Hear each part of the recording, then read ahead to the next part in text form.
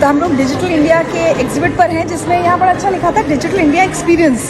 और इसके बारे में और बताने के लिए मेरे साथ जुड़ रहे हैं डिजिटल इंडिया कॉर्पोरेशन के MD and CEO Abhishek Singh ji. Abhishek ji, मैं चाहूँगी हमारे जो लोग यहाँ नहीं आ पा रहे हैं, हमारे सारे व्यूअर्स को, उनको थोड़ा ये एग्जिबिट के बारे में समझाएं, क्या आइडिया है इसके पीछे? इसका मेन आइडिया था कि भारत पिछले 10 वर्षों में जो डिजिटल ट्रांसफॉर्मेशन प्रोजेक्ट्स हमने इम्प्लीमेंट किया है पॉपुलेशन स्केल पर, इसके बारे में बड़ी सारी उत्सुकता थी G20 देशों में। और जो अभी हमारे G20 डिजिटल इकोनॉमी ग्रुप की मीटिंग्स हो रही थी, उसमें एक कंसेंसस बना के ग्लोबल DPI रिपोजिटरी बनाई जाए।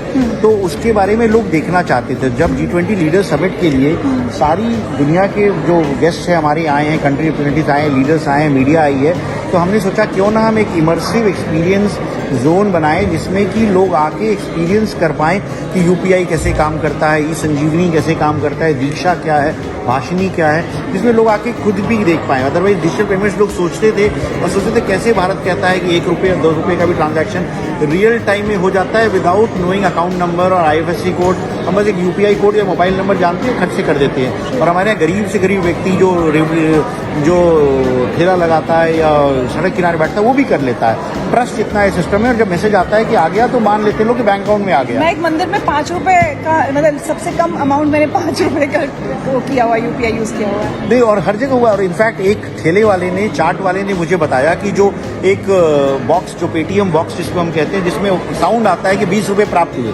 तो वो कह रहा था इससे मेरे को बेनिफिट ये होती है कि पहले जब मैं पानी पूरी बेचता था तो मुझे 4 मिनट लगते थे पानी पूरी खिलाने में, और मुझे 2 मिनट लगता था कैश ट्रांजैक्शन करने में। तो अब क्या है, वो आवाज़ आती है तो मुझे पता चल जाता है, तो मैं अपना काम करता रहता हूँ और मुझे पैसा आता है, तो उसकी एफिशिएंसी 50% बढ़ गई। तो ये सब जो टेक्नोलॉजीज है, ये हर व्यक्ति को बेनिफिट करता है। जो समाज के मतलब जो उत्कृष्ट दर्जे के लोग, उनको तो करता ही है, बट गरीब व्यक्ति को जब बेनिफिट करता है, उसकी इनकम बढ़ती है, तब ये रियली ट्रांसफॉर्मेशनल होता है। ये प्रोजेक्ट्स अडॉप्ट कर लिए जाते हैं। ई-संजीवनी में जैसे टेलीमेडिसिन, आप किसी भी डॉक्टर से कभी भी संपर्क कर सकते हैं। हमने पुणे में जब ये इसी तरह की एग्जीबिशन लगाई थी तो सूरीनाम की मिनिस्टर आई थी वहाँ, एंड सूरीनाम की मिनिस्टर की तबीयत खराब होगी, वो एक मीटिंग में नहीं आ पा रही थी। हमने पूछा क्या हुआ, तो उन्होंने कहा आप डॉक्टर से कंसल्ट करेंगी।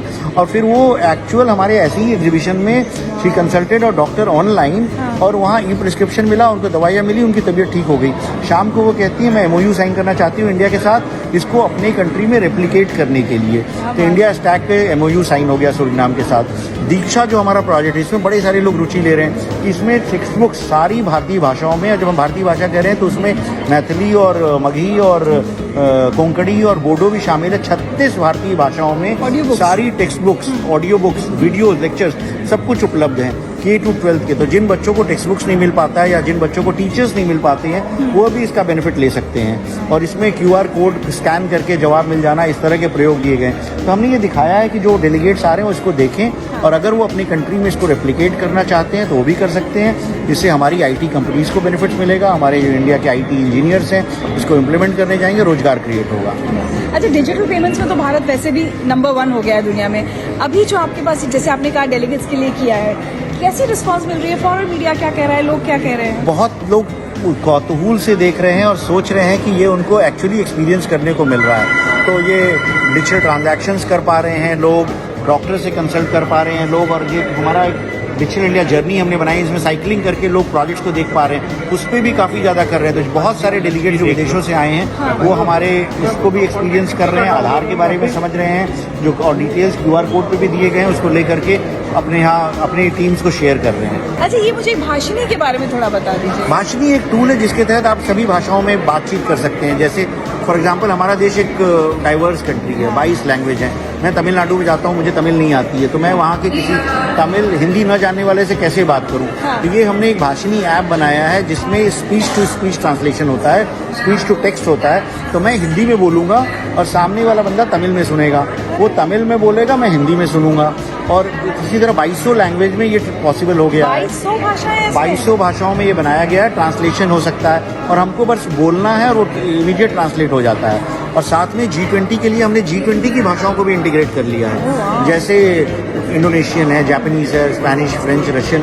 तो बहुत सारे डेलीगेट्स आज आए जिन्होंने इसको एक्सपीरियंस किया कि हमारे पत्रकार हिंदी में बात कर रहे थे, वो जापानी में बात कर रहे थे, और आपस में संवाद हो रहा था। इसके अलावा जो एक जुगलबंदी ऐप बनाया गया, इसमें देखिए वो रशियन में उसने सवाल पूछा वॉइस पे, और G20 के बारे में उसको रशियन में जवाब मिल गया। तो ये ऐप है जो व्हाट्सएप पे चलता है, आपको बस एक वॉइस नोट भेजना है कि G20 के प्रमुख डिसीजंस क्या हैं और आपको मिल जाएगा। आप पूछना चाहो तो गुजराती, मराठी, इंडियन लैंग्वेज में पूछो या किसी भी G20 लैंग्वेज में पूछो। तो ये ऐप एंड्रॉइड और iOS दोनों पर है? ये व्हाट्सएप पे है, एक व्हाट्सएप अच्छा। का नंबर है, हाँ। उस पे आप वॉइस नोट भेजना है, उसके अच्छा। ऊपर चल जाता है। टेलीग्राम पे है, टेलीग्राम पे आप वॉइस नोट भेजिए और वॉइस पे जवाब मिल जाता है।